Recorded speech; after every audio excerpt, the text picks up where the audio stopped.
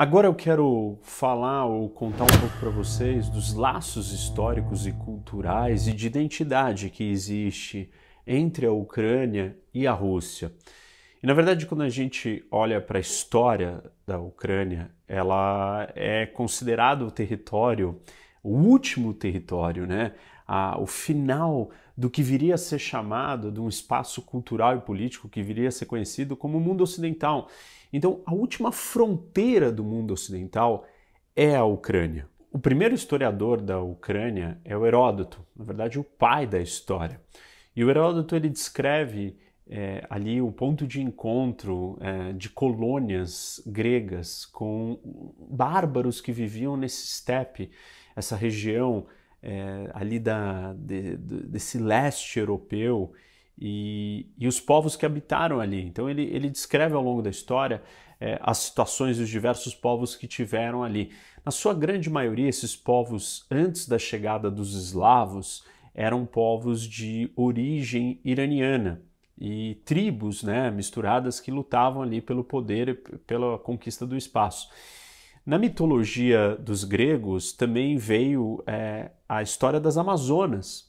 E as Amazonas elas surgem nesse território ao norte do Mar Negro, nesse steppe do norte do Mar Negro, que é exatamente onde está a Ucrânia.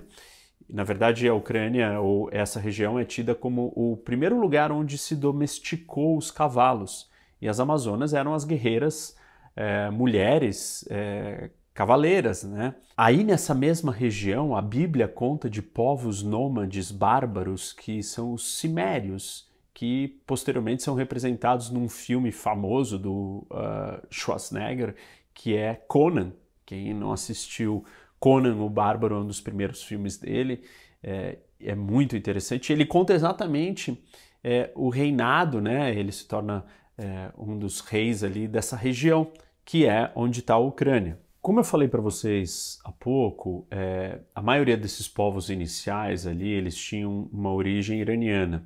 Mas depois outros povos começaram a passar por essa região e a Ucrânia teve um papel central nessas migrações todas dessas tribos, desses nômades que acabavam habitando ali.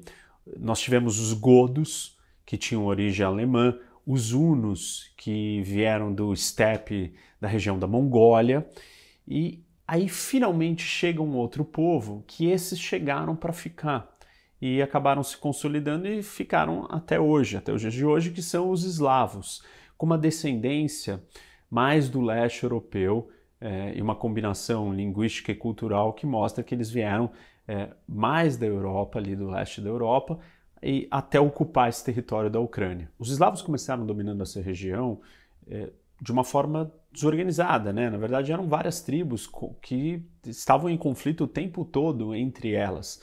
E aí chega um determinado momento que eles entendem que eles precisam de alguém de fora para unificar e trazer ordem para essa região.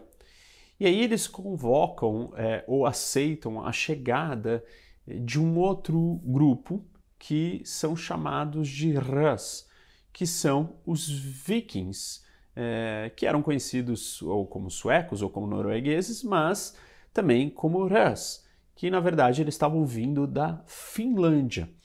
E esses vikings, eles chegaram e primeiro se localizaram numa cidade para o norte de Kiev e montaram o primeiro reinado dos Rus, né, o primeiro principado dos Rus nessa região, que depois se expandiu e olhou para Kiev, que hoje é a capital da Ucrânia, e entendeu que Kiev era um lugar muito mais apropriado para sediar esse grande reinado. Pelas características geográficas, tal, a cidade tinha campos abertos, enfim, muito fértil. Alguns autores dizem que a Ucrânia era o lugar mais fértil do mundo, agriculamente falando. E aí, então, nasce os Rus de Kiev, ou os russos de Kiev. E é a primeira vez que essa palavra é usada ligada a esse grupo de vikings que se misturam com os eslavos. Então, esse reinado todo que se chama Kievan Rus, que são os antecessores, né? E eu explico um pouco disso, eu comento isso no vídeo da geopolítica da Rússia. eles ocupam uma região que pega algum pedaço dos países bálticos, um pouco da Polônia, toda a Ucrânia, Bielorrússia e um pedaço da Rússia, que é, na verdade, esse território desses steppes ao norte do Mar Negro.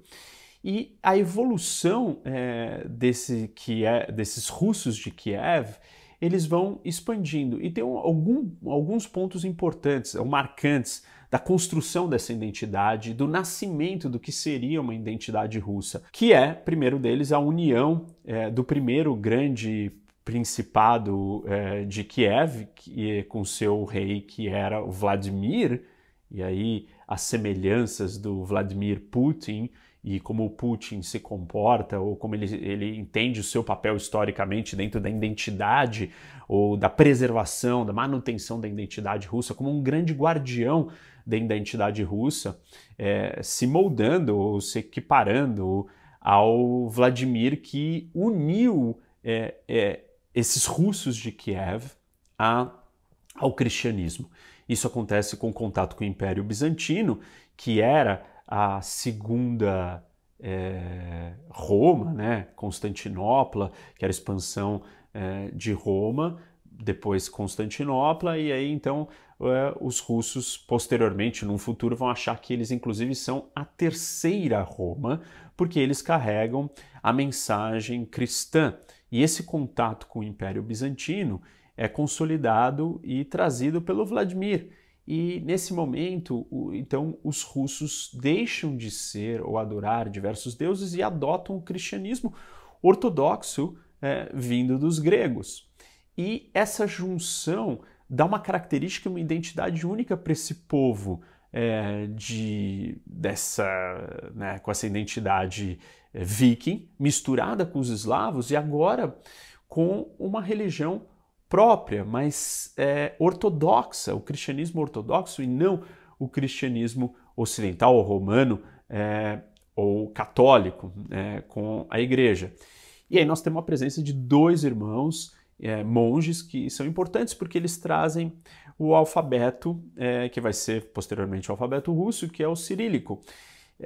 E nesse momento eles estão procurando trazer um idioma comum para que os ensinamentos bíblicos pudessem ser passados para esse novo grupo, essas novas tribos, esse novo reinado que aderiu ao cristianismo.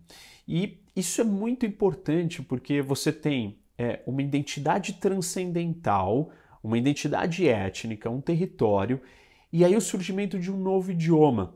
E o idioma é muito importante para os russos. Vários dos russos que não estão na sua terra nativa ou em vários momentos da história, quando foram perseguidos, aprisionados, expulsos, uma maneira que eles tiveram para manter a sua identidade era essa relação com o idioma russo.